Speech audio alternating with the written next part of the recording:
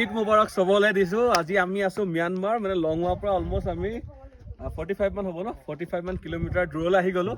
আজি এইটো ঘৰত আমাৰ ঈদ স্পেচিয়েল খানা বনিছে। ইয়াত আহিছোঁ আৰু আহিছোঁ এখন বাইকত, যোনখন ক্লাছ নাই। মই আপোনাক দেখাম। ইয়াত অকলি ব্ৰেক আছে, গিয়াৰ চিফ্ট কৰিব পাৰিব। আৰু ব্ৰেক যোনটো, এইটো ব্ৰেক মানে ৰখোৱাটো জমাইহে ৰখাব পাৰিব, পটককৈ ৰখাব নোৱাৰে, ঠিক আছে। আৰু পাম্প লৈ ফুৰিছোঁ কাৰণে হাৱাটো নিজে নিজে কমি যায়। আৰু এইটো ঘৰ দেখিছে, এইটো গোটেই ম্যানমাৰত আছে এইটো ঘৰ যিমান আছে। চ' এই আৰু সদায় ঈদটো ঘৰতে থাকোঁ বা বেলেগ ক'ৰবাত যাওঁ। এইবাৰ ঈদটো বেলেগ এটা জেগা, বেলেগ এটা মানুহৰ ঘৰত আছোঁ। আৰু কি খানা বনিছে দেখাম আপোনালোকক, আহি যাওক।